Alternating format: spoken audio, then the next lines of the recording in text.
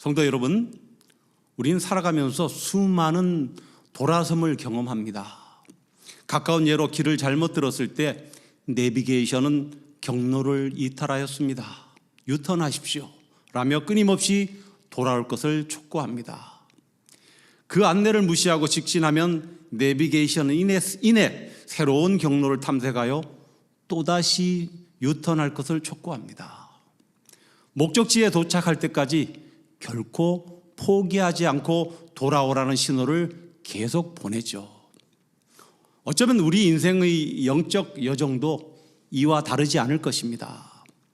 우리는 하나님의 품이라는 명확한 목적지를 두고도 끊임없이 매혹적으로 보이는 샛길에 눈을 팔며 영적 경로를 이탈하곤 합니다.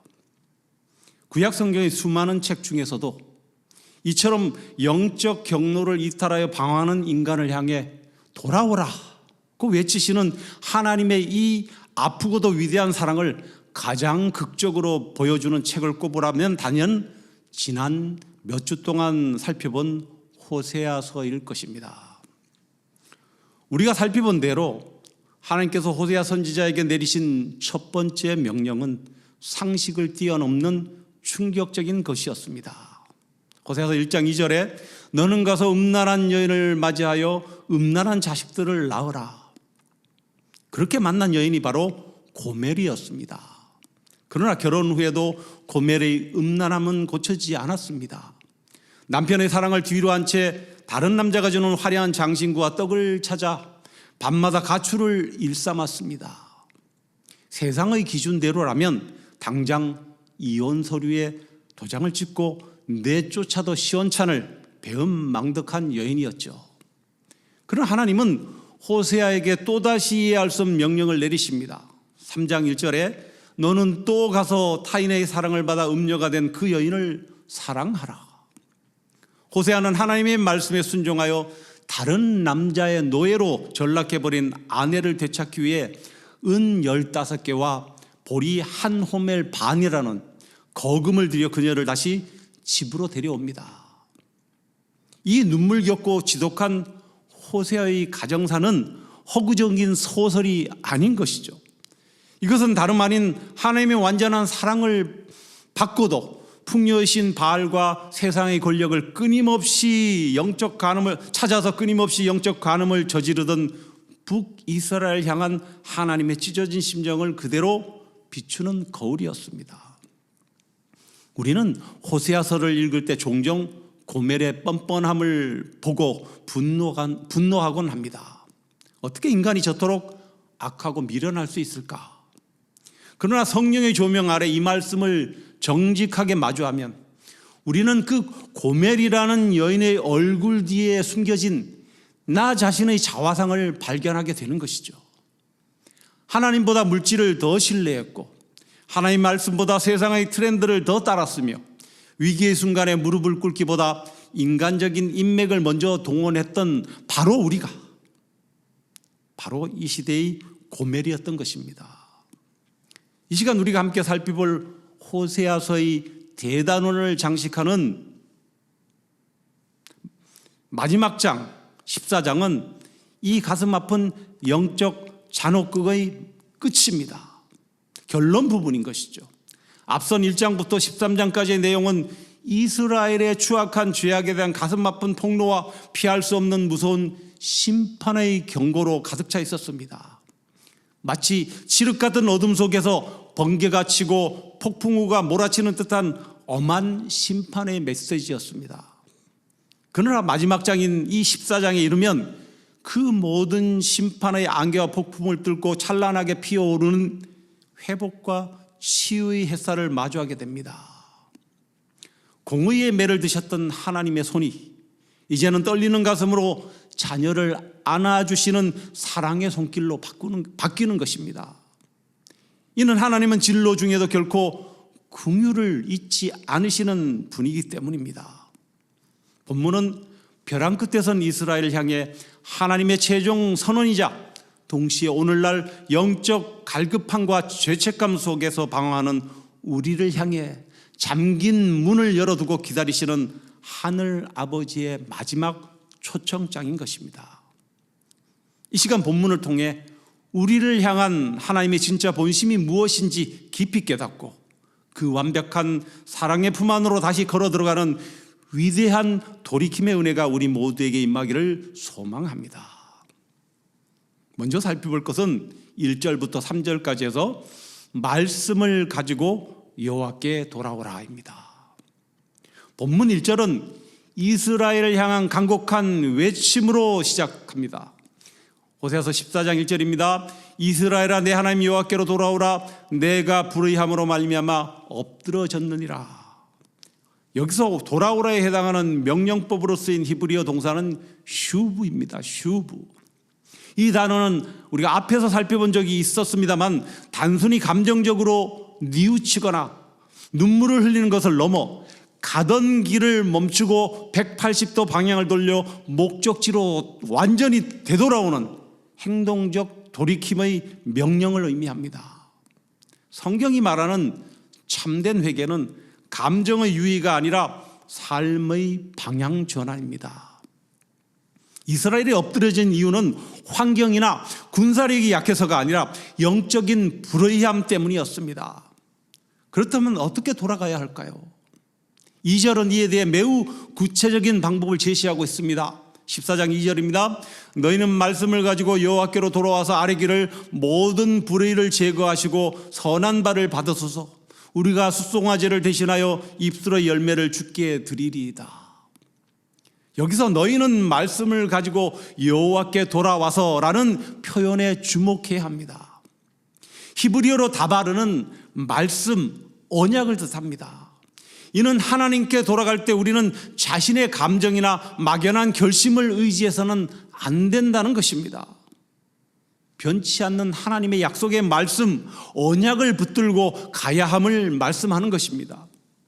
또한 이스라엘은 과거에 죄를 지으면 그저 형식적인 제사, 즉 숫송아지를 제단에 바치면 끝난다고 생각했습니다. 그러나 하나님이 원하시는 것은 짐승의 피가 아니라 중심, 즉 마음이 담긴 고백, 입술의 열매였습니다. 여기서 입술의 히브리어 명사 사파는 쌍수 명사입니다. 참고로 말씀드리자면 히브리어에는 다른 언어에는 거의 없는 쌍수라는 명사의 문법 형태가 있습니다. 단수는 1개, 복수는 3개 이상인데 반해서 쌍수는 짝을 이루는 둘을 의미하며 주로 신체 기관 중 양쪽으로 나뉘는 것에 사용됩니다. 그런데 이 부분을 조금 더 깊이 묵상해 보면 놀라운 영적 비밀이 숨겨져 있습니다.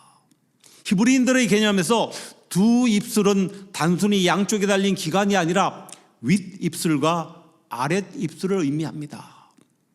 위, 아래 입술은 서로 떨어져 있어서는 결코 소리를 낼 수 없으며 반드시 서로 정확하게 맞물려야만 비로소 온전한 말을 만들어내는 것이죠. 이것이 우리에게 주는 신학적 메시지는 명확합니다. 두 입술이 하나로 맞물려 소리를 내듯 우리의 속사람, 즉 마음과 겉사람, 즉 입술의 고백과 행동이 온전히 일치해야 함을 뜻하는 것입니다. 그런데 하나님께서 가증히 여기시는 것은 입술로는 유창하게 회개를 외치면서 마음은 여전히 죄를 탐하는 분리된 신앙인 것입니다. 예수께서도 마태복음 12장 34절에서 마음에 가득한 것을 입으로 말함이라고 하셨고, 이사야 선지자를 통해서도 이사야서 29장 13절에서 이 백성이 입술로는 나를 공경하되 마음은 내게서 멀도다라며 탄식하셨습니다. 따라서 호세아 선지자가 외친 입술의 열매는 과거 이스라엘이 마음은 떠나 있으면서 몸만 와서 바치던 형식적인 숫송아지 제사에 대한 강력한 대조입니다. 하나님이 원하시는 참된 제물은 외적인 짐승의 피가 아니라 변함없는 하나님의 말씀, 즉 다바르 위에 내 마음을 얹어서 삶과 입술로 일치되게 고백하는 진실한 회개, 사파인 것입니다. 오늘 우리 역시 주님 앞에 나갈 때 겉모양만 그럴듯한 종교적 형식을 버리고 위, 아래 입술이 맞물리듯 우리의 마음과 삶이 일치된 진정한 입술의 열매를 올려드려야 할 것입니다. 3절에서 이스라엘은 구체적인 죄의 청산 목록을 고백합니다. 14장 3절입니다. 우리가 아수르의 구원을 의지하지 아니하며 말을 타지 아니하며 다시는 우리의 손으로 만든 것들을 향하여 너희는 우리의 신이라 하지 아니하오리니 이는 고아가 주로 말미암아 궁유를 얻음이니이다 할지니라. 이 고백에서 그들이 회개하며 끊어버린 세 가지가 무엇입니까? 먼저는 군사 강대국이었던 아수르를 의지하지 않겠다는 것입니다. 둘째는 군사력을 상징하는 말을 의지하지 않겠다는 것입니다. 세 번째로는 자신들의 손으로 만든 우상을 신이라 부르지 않겠다는 것입니다. 인간의 위기에 처하면 눈에 보이는 힘을 의지하려는 인간은 위기에 처하면 눈에 보이는 힘을 의지하려는 습성이 있습니다. 북이스라엘은 하나님 대신 당대의 패권국인 아수르를 붙잡았고 강력한 군대를 의지했습니다. 그러나 참된 회개는 내가 붙잡고 있던 세상의 밧줄을 놓는 것에서 시작됩니다. 아울러 이스라엘은 자신들의 영적 상태를 고아라고 고백합니다. 고아는 스스로를 보호할 힘이 전혀 없는 존재인 것이죠. 이는 오직 하늘 아버지의 궁을만을 바라볼 수밖에 없는 철저한 영적 파산 상태를 인정할 때 비로소 참된 회개가 시작됨을 말씀하는 것입니다. 호세아서에 나타난 이 슈브, 돌아옴, 회개의 외침과 고아와 같은 자를 향한 궁율은 구약의 선지자적 외침에 머무르지 않고 신약 시대에 예수 그리스도께로 고스란히 연결되는 것입니다. 성경 전체의 맥락에서 볼 때 인간은 스스로의 힘만으로는 하나님께 완전히 슈브할 수 없는, 되돌아설 수 없는 타락한 존재입니다. 회개할 수 없는 타락한 존재라는 것이죠. 이스라엘은 호세아 선지자의 외침을 듣고도 결국 온전히 돌이키지 못해서 주전 722년에 아수르에 의해 멸망하고 말았습니다. 구약의 역사는 인간의 비참한 실패를 보여줍니다. 이 실패의 자리에 찾아오신 분이 바로 예수 그리스도이십니다. 신약 성경 마가복음 1장 15절에서 예수님이 내뱉으신 첫 마디는 때가 찼고 하나님의 나라가 가까이 왔으니 회개하고 복음을 믿으라였습니다. 여기서 회개를 뜻하는 헬라어 메타노이아는 구약의 이 슈브를 헬라어로 번역한 겁니다. 예수님은 호세아서 14장 3절의 고백처럼 영적 고아가 되어 죄의 종로로 타던 우리를 위해 친히 십자가에서 그 몸값을 치르셨습니다. 호세아가 고멜을 사오기 위해 은과 보리를 지불했던 것처럼 예수님은 흠없고 점없는 자신의 보배로운 피로 우리를 사서 하나님의 자녀로 삼아주셨습니다. 호세아가 예언한 고아를 향한 하나님의 긍휼은 예수 그리스도 안에서 성령을 통해 우리에게 찾아오심으로 완벽하게 성취되었습니다. 요한복음 14장 18절에 내가 너희를 고아와 같이 버려두지 아니하고 너희에게로 오리라. 이제 우리는 짐승의 피가 아닌 단번에 속죄를 이루신 예수 그리스도의 이름을 힘입어 또 말씀 로고스가 되신 예수님을 힘입어 언제든지 은혜의 보좌 앞으로 담대히 나갈 수 있게 된 것입니다. 두 번째로 살펴볼 것은 호세아서 14장 4절에서 7절까지 해서 돌이킬 때 치유와 번성의 축복을 부어주시는 하나님입니다. 우리가 말씀을 붙잡고 돌이킬 때 하나님은 어떻게 반응하실까요? 4절은 하나님의 가슴 벅찬 선언입니다. 4절입니다. 내가 그들의 반역을 고치고 기쁘게 그들을 사랑하니니 나의 진노가 그에게서 떠났음이니라. 하나님 먼저 우리의 반역을 고치시겠다고 하십니다. 이스라엘의 반역은 단순한 실수가 아니라 깊은 영적 질병이었습니다. 인간의 고질적인 죄성은 우리 스스로 고칠 수 없습니다. 영혼의 의사 대신 하나님이 개입하셔야만 치유될 수 있는 것이죠. 그리고 그 후에 하나님은 기쁘게 그들을 사랑하리라고 말씀하십니다. 여기서 기쁘게라는 말은 거부할 수 없는 자발성과 풍성함을 담고 있습니다. 아버지가 돌아온 탕자를 보며 아까워하지 않고 제일 좋은 옷을 입히고 가락지를 끼우며 잔치를 베풀었듯이 하나님은 우리에게 아낌없는 사랑을 쏟아부어 주십니다. 5절부터 7절까지는 이 치유의 은혜를 입은 백성들이 누리게 될 영적 충만을 아름다운 자연의 비유로 묘사하고 있습니다. 14장 5절에서 7절까지 내가 이스라엘에게 이슬과 같으리니 그가 백합화같이 피겠고 레바논 백합목같이 뿌리가 박힐 것이라. 그의 가지는 퍼지며 그의 아름다움은 감람나무와 같고 그의 향기는 레바논 백향목 같으리니 그 그늘 아래에 거주하는 자가 돌아올지라. 그들은 곡식같이 풍성할 것이며 포도나무같이 꽃이 필 것이며 그 향기는 레바논의 포도주같이 되리라. 팔레스타인 지역에서 이슬은 비가 오지 않는 혹독한 건기 동안 식물들이 생명을 유지할 수 있는 유일한 수분의 공급원입니다. 밤사이 소리 없이 내려 대지를 적시는 이슬처럼 하나님의 은혜는 메마른 우리의 심령에 차분히 임하여 다시 살아날 생명력을 부여합니다. 본문 이 하늘의 이슬을 머금은 성도의 삶에는 안에서부터 밖으로 흘러넘치는 세 가지 영적 특징이 나타난다고 말씀합니다. 첫 번째로 내면의 아름다움과 견고함입니다. 백합화는 순식간에 피어나는 화려한 아름다움이 있지만 나약합니다. 반면에 레바논의 백향목은 보이지 않는 땅속 깊이 견고한 뿌리를 가졌습니다. 하나님의 은혜는 우리에게 백합화 같은 신앙의 아름다움을 주실 뿐만 아니라 어떤 세상의 비바람에도 흔들리지 않는 백향목 같은 영적 깊이를 동시에 주신다는 것입니다. 두 번째로는 이웃을 향한 실속 있는 유익입니다. 감람나무 즉 올리브나무는 외형적으로는 거칠고 화려하지 않지만 성전의 등불을 밝히고 상처를 치유하는 귀한 기름을 끊임없이 공급합니다. 참된 성도의 삶은 외형적 화려함을 자랑하는 삶이 아니라 메마른 세상 속에 선한 영향력의 기름을 묵묵히 공급하는 실속 있는 아름다움이어야 한다는 것이죠. 그리고 마지막으로 세상을 치유하는 선교적 향기입니다. 이 은혜의 끝자락에는 레바논의 포도주 같은 향기가 진동합니다.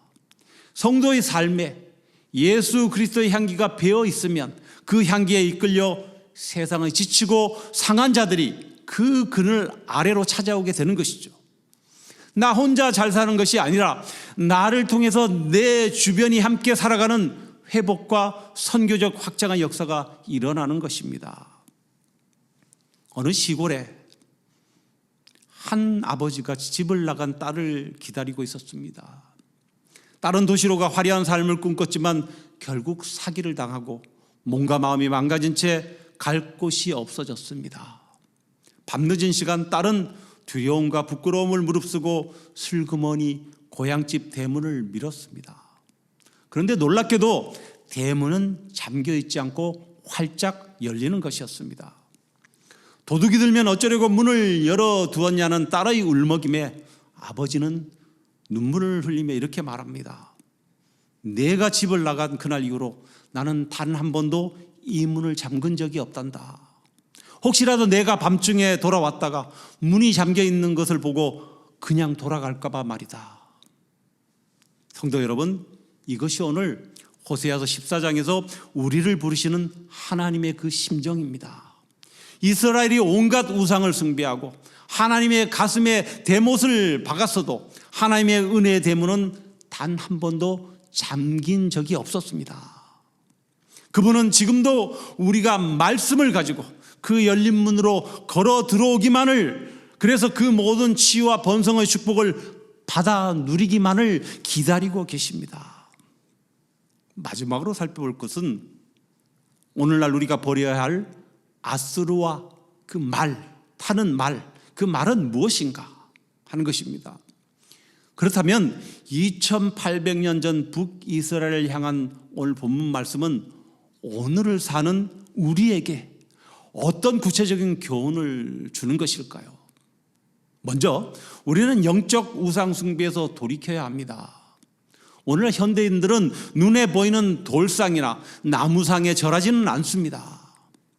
그러나 골로새서 3장 5절은 탐심은 우상숭배니라고 명시하고 있습니다. 하나님보다 더 사랑하는 것, 내 마음의 안전망으로 삼고 있는 모든 것이 바로 오늘날의 우상이자 아수르요 말입니다. 또한 많은 사람들이 통장의 잔고를 보고 마음의 평안을 얻습니다. 그것이 바로 우리의 아수르입니다. 인맥과 스펙, 자격증을 하나님보다 더 신뢰한다면 그것이 바로 내가 타려 하는 말인 것입니다. 위기가 찾아왔을 때 기도의 자리로 나가기보다 전화기를 붙잡고 인맥을 동원하려 한다면 우리는 여전히 호세아 시대의 이스라엘과 다를 바가 없습니다. 우리는 철저히 고아의 심정으로 돌아가야 합니다. 주님이 도우시지 않으면 내 스펙도 내 재물도 아무것도 아닙니다라는 철저한 무력함의 인정이 있어야 한다는 것입니다. 두 번째로 형식주의 매너리즘을 깨트려야 합니다. 우리는 주일이면 교회에 와서 예배를 드립니다. 헌금도 드리고 봉사도 합니다. 그러나 그 안에 하나님을 향한 진심 어린 고백과 삶의 돌이킴이 없다면 그것은 하나님이 피곤해하시는 숫송아지 제사에 불과한 것입니다. 하나님이 원하시는 것은 우리의 그 상한 심령이며 삶으로 증명되는 입술의 열매인 것입니다. 왜 하나님은 이토록 우리의 형식이 아닌 중심을 원하시는 것일까요? 팀 켈러 목사님의 저서 중에 탕부 하나님 더 프레디걸 갓이라는 책이 있습니다. 우리는 보통 탕자라고 하면 허랑방탕하게 재산을 탕진한 둘째 아들만 생각합니다. 그러나 저자는 프레디걸이라는 단어의 본래 의미인 무모할 정도로 아낌없이 다 내어주는 혹은 낭비하는 이라는 뜻을 하나님께 적용했습니다. 하나님은 죄인인 우리를 되찾기 위해 자신의 가장 소중한 독생자 예수 그리스도의 생명을 아낌없이 탕진하셨습니다. 세상의 계산법으로는 도저히 이해할 수 없는 이 무모한 사랑, 모든 것을 낭비하는 사랑을 우리에게 먼저 부어주신 것입니다. 나를 위해 전부를 탕진하신 그 압도적인 사랑을 진짜로 만난 사람이라면 어떻게 하나님 앞에 겨우 마지 못해 드리는 형식적인 숫송아지로 그 거대한 사랑을 계산할 수 있겠습니까? 이제 예배당 문을 나서는 순간부터 우리의 진정한 예배가 이어집니다. 세상 속에서 우리가 교회에서 드렸던 고백이 삶의 발걸음으로 이어지기를 소망합니다. 그것이 위 아래 딥슬이 맞물려 소리를 내듯이 하나님의 말씀과 우리의 삶이 온전히 일치되는 진짜 입술의 열매를 맺는 저와 여러분의 삶이 될 것입니다. 이제 말씀 맺겠습니다. 본문은 마지막 8절과 9절에서 호세아서 전체를 마감하는 엄숙한 권고로 끝을 맺습니다. 제가 8절과 9절을 읽습니다. 에브라임의 말이 내가 다시 우상과 무슨 상관이 있으리요 할지라 내가 그를 돌아봐 대답하기를 나는 푸른 잣나무 같으니 내가 나로 말미암아 열매를 얻으리라 하리라. 누가 지혜가 있어 이런 일을 깨달으며 누가 총명이 있어 이런 일을 알겠느냐. 여호와의 도는 정직하니 의인은 그 길로 다니거니와 그러나 죄인은 그 길에 걸려 넘어지리라. 여기서 하나님은 스스로를 푸른 잣나무에 비유하십니다. 잣나무는 사시사철 푸르러 변함이 없습니다. 우리가 인생의 가뭄을 만나고 흉년을 만나도 푸른 잣나무 대신 하나님 안에 붙어 있기만 하면 우리는 반드시 시절을 쫓아 풍성한 열매를 맺게 된다는 것입니다. 사랑하는 성도 여러분, 세상을 향해 뻗었던 발걸음을 멈추십시오. 내가 쥐고 있던 세상의 헛된 생명줄을 놓으십시오. 그리고 하나님의 약속의 말씀을 붙잡고 아버지께로 돌이키십시오. 여호와의 도는 정직하여 믿음으로 그 길을 걷는 의인에게는 치유와 생명과 번성의 탄탄대로가 될 것이지만 끝까지 거부하고 고집을 피우는 죄인에게는 걸려 넘어지는 걸림돌이 될 것입니다. 바라기는 모든 성도들이 지혜와 청명으로 우리를 기쁘게 사랑하시며 소리 없이 은혜의 이슬을 내리시는 여호와 하나님께로 날마다 돌이키시기를 소망합니다. 그리하여 백합화처럼 아름답고 백향목처럼 견고하며 감람나무처럼 풍성한 열매를 맺어 세상 속에서 그리스도의 향기를 널리 바라는 복된 삶이 되시기를 주님의 이름으로 간절히 축원합니다.